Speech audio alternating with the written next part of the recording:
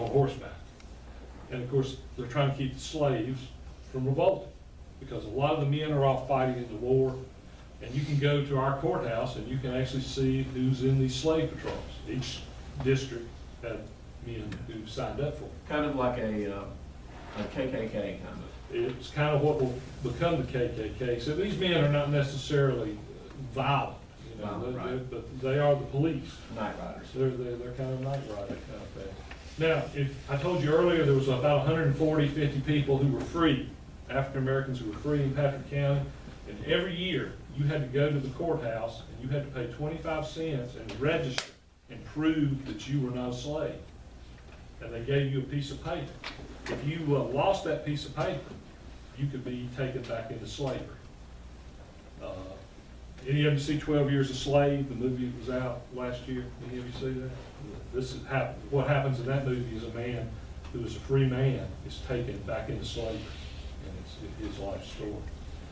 So we have 140 free people. Virginia has about 60,000. There's about 500,000 free people in the United States during the war. Of course, when the war ends, that number is going to grow astronomically. During the war, 3 times the Confederate government asked Patrick County to send them slaves. And what they wanted them for was to help dig ditches, to be teamsters, to help the armies move. These men aren't fighting. These are black men who aren't fighting. They are going to help the Confederate government and the Confederate Army. And 3 times they were conscripted or drafted. We had about 130 of them in these 3 times who were slaves, and about 15 who were free people, who the Confederate government said, you're going to come and work for us. And they had no choice.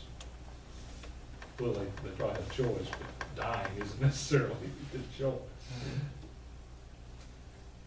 So the war ends, and these are the 3 amendments to the Constitution that are in slavery. The 13th Amendment, if you've ever seen the movie Lincoln, that's what that movie's all about, Abraham Lincoln trying to get the 13th Amendment passed. 14th Amendment gives African Americans equal protection under the law, and the 15th gives them voting rights. But war ends in 1865. When I started school in 1967, 102 years later, I was in the first integrated class in Patrick County. Black and white kids didn't go to school together in Patrick County for 102 years after the Civil War. And I know this because I was in the first integrated class.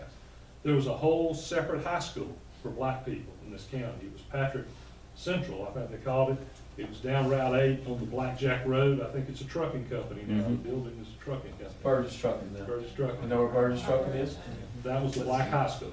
That was Black House. So just to show you, it took 100 years from the end of the war until the schools in this county are integrated. We also had some, believe it or not, Union soldiers from Patrick County. These are men who might have been born in Patrick County, who went north before the war and joined up, like Lewis Puckett here. He was over there in Ararat. I think there was 10, 11 of the Puckett boys, and like 10 of them joined the Confederate, and Lewis joins the Union. Imagine what it was like when he came home for a family reunion. But here's some of the men. Joshua Branch up there, who was buried real close to the Jim Stewart birthplace over in Ararat, he was in both armies.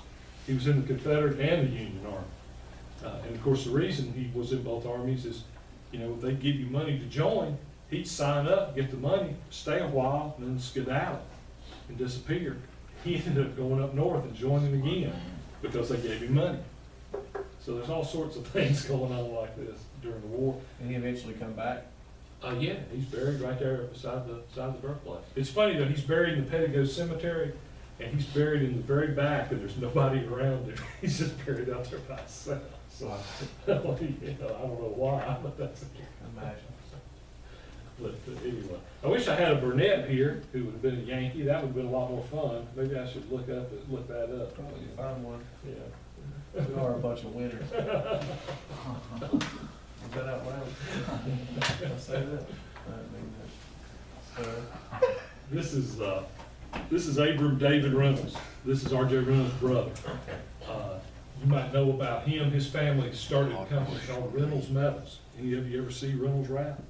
It's his family that started Reynolds Wrap. So far, Tech was founded by a guy that started Field from Patrick County.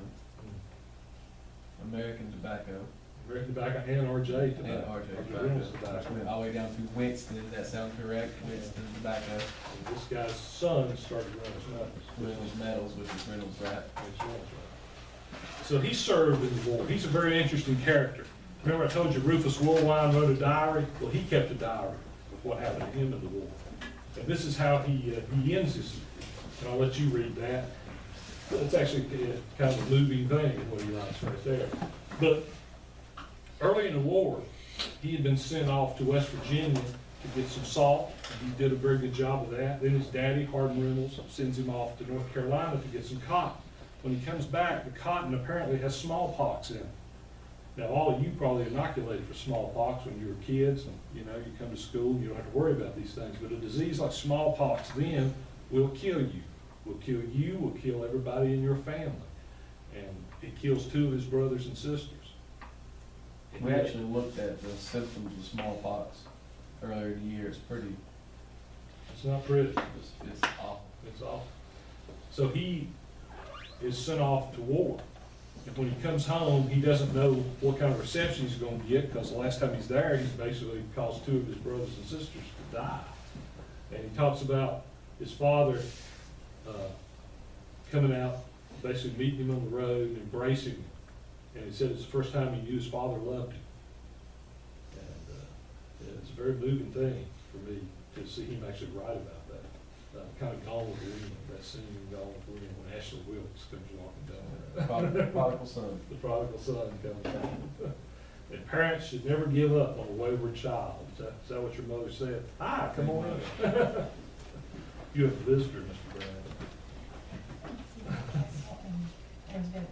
Matt Jones. Back me up one, I think I went too far. Okay.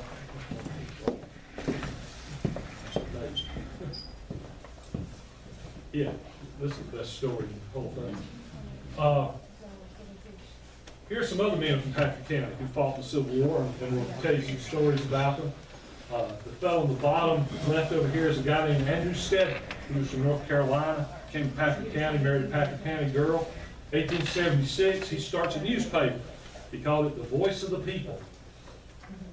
And that newspaper is still in print. If you ever look at the headline, it says The Enterprise, The Voice of the People, since 1876. That's his newspaper. This is David Lee Ross, who lived up near Elamsville, Woolwine. His house is still there. He was in 51st Virginia. And the guy at the top is Edward Martin. Any of you ever been in Wanda's estate jewelry over there beside the courthouse? This is Wanda's, I think Wanda's grandfather, or great-grandfather. And she has this big picture of him hanging up in the jewelry store. And the story about him is after the war, with so many men having been killed or wounded, that, ladies, there was nobody to, there's slim pickings when it came to men. So Wanda's grandmother marries Edward Martin. He's an older fella, and she marries him because why? Why, Glenn, does she marry him? Because he is a sugar daddy. He's her sugar daddy. He gets a pension from the Virginia government every month for fighting in the Confederate Army, and he is literally her sugar daddy. Wanda said, her grandma said that the reason she married him was that she'd rather be an old man's darling than a young man's slave. Right? Here's some other guys in Patrick County. Of course, R.J. Reynolds here goes down to Winston because there's a railroad. He starts his tobacco company. This fellow is another Reynolds. His name is Powell. He goes up to Morgantown and becomes the president of West Virginia. The guy that looks like Phil Robertson. Yeah, the guy looks like Phil Robertson, teaches at West Virginia University up in Morgantown. And here's my favorite story. This is Jehu Barnard with his daughter, Lois Harris. Jehu fought in the 50th Virginia. He saw some of the worst fighting of this whole war and lived to tell about it. He came back to Patrick County. His daughter, Lois, was from his second marriage. He had 2 marriages. He had one before and during the war, and then he had a second wife, and Lois was a daughter from that marriage. She saved all his letters from the war, and they're all in my book. This picture was taken, I think, in the 1920s, because Lois there looks very much like what you call a flapper from the It's a flapper 1920s, dress, yeah. the Great Gatsby, and all that sort of thing. And the thing that's amazing to me is, when my father came to Patrick County in 1959 to teach school, Lois Harris was teaching school at Blue Ridge. Blue Ridge was a high school league. Woolwine was a high school league. Hardin Reynolds was a high school league. She was teaching there. My father taught school with a woman whose father fought in the Civil War. Just to And show. he fought at Gettysburg. He fought at Gettysburg, he fought at Spotsylvania. He saw some very tough stuff. Remember me telling you about the letters, and I said they write these depressing letters home, right? A lot of the letters, kind of the idea that I was giving you come from that guy. I mean, you will lose family members, Best friends. best friends. What I don't like about some of his letters, though, is he'll write a letter and he'll say, well, you've probably heard about what happened, so I'm not gonna talk about that. Well, the thing is, I want you to talk about that. I want you to tell me what happened to you, but he doesn't do that. The other thing you might wanna know about him is he started a little store, I believe he started it up there on the mountain. He was the first postmaster at a place called Mayberry. So there's the inventor of the Andy Griffith Show, not Andy Griffith himself. Patrick County's veterans have reunions. Here's one. A lot of you might have great-great-grandfathers in this picture. They got together several times and would get their picture made. Here's another one, 1906. Notice that that's Main Street. That's Main Street, Stewart. That'd be almost probably like in front of Honduras Coffee Place, would be where one of these buildings behind it is today. They're all standing in the street. And if you look way over there on the left, you see a little fella in a bowler hat. It's Rufus Woolwine. And Rufus came back. This is how he ends his journey. He fought through the whole war. He became the sheriff of Patrick County. He taught Sunday school at the Methodist Church and lived on up until 1908. And he is buried in the cemetery that is behind Easy Stop. He's buried in the cemetery that's behind Easy Stop, and right beside him, or within sight of him there, is his old buddy, William Dennis Byer. They'd gone through the war together. They lived to be very old men together in Stewart. And in 1913, William Dennis Byer went to Gettysburg for the 50th reunion. And so they chose one Confederate and one Yankee to get on the stage with the President of the United States. The President of the United States was Woodrow Wilson, who was born in Virginia, grew up in my mother's hometown of Augusta, Georgia, believe it or not. He actually, while in Augusta in 1865, Woodrow Wilson, as a little boy, saw Jefferson Davis being brought through Augusta in chains on the back of a wagon, because they had captured him and they considered him a traitor. And they put him in a wagon and chained him up, and Woodrow Wilson saw that as a little boy. So this is something Woodrow Wilson said that day about the Civil War. But this picture is William Dennis Byer from the front page of the New York Times in July 1913. So somebody from Patrick County on the front page of the New York Times, because he was the one chosen to be the Confederate. And he's on the podium with the President of the United States. Which is probably the only time. Right. For right now. So if you're interested in researching any of this stuff, I'm going to just tell you, there's a historic society here, there's a genealogical society. Like I said, the Patrick County Courthouse has never burned, so it's all there. There's a Sons of Confederate Veterans Camp, and I believe Mr. Brown was involved in that a little bit. So you can go around and look up this stuff if you're interested. Like I said, here's my website, my email. If you ever want to contact me about any of this, you can. Remember the pictures I showed you in American Revolution? I showed you like William Lecter, right, and all that stuff. That came from his website. So on his website is everything about Patrick County through every famous war, okay? And we'll continue, we'll look at that a little bit more here soon, because I knew he was coming to speak, so I didn't have to go from, I did the Revolutionary War, and he showed me the Civil War, but I'll show you World War II and Korea and, on that. So if you're interested in this, your ancestor on the Union Confederate side is going to have what they call a compiled service record. They're all in the National Archives, but today it's easy to get access to this stuff. And we'll talk about that. There are whole books about every regiment in Virginia. You can order this record from the National Archives.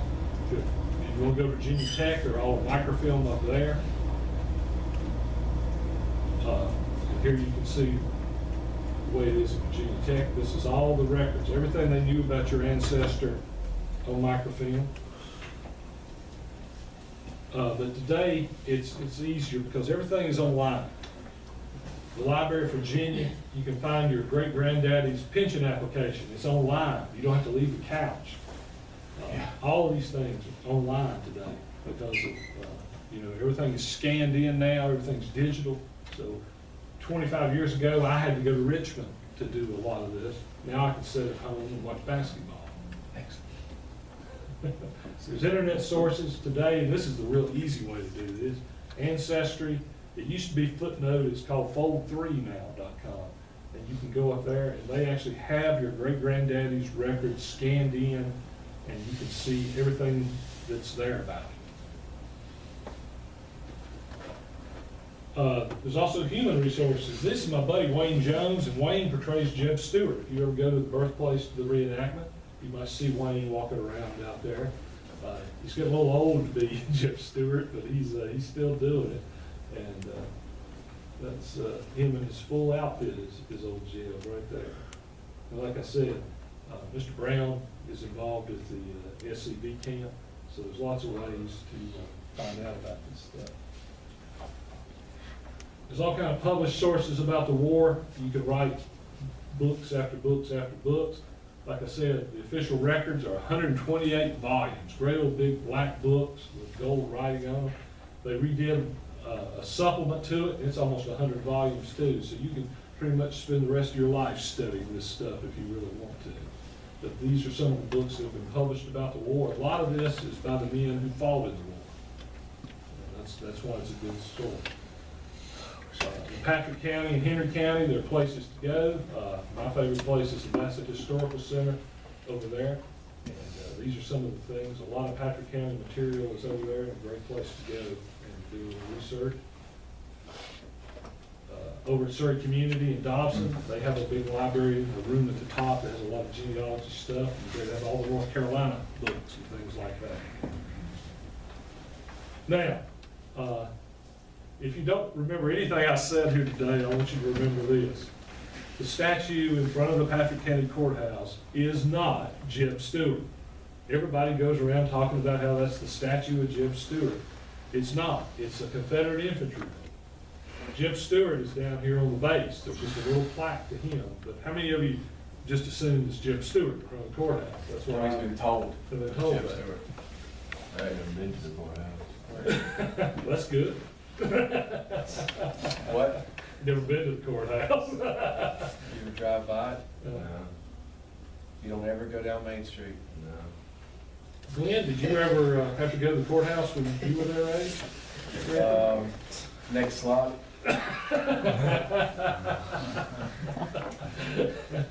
So this is Jeb Stuart on the plaque, and this is a Confederate veteran. This is Been there, done Rufus. that, wrote the book, burned it. It ain't fun, is it? All right, we're gonna spend just a few minutes talking about Jeb Stuart.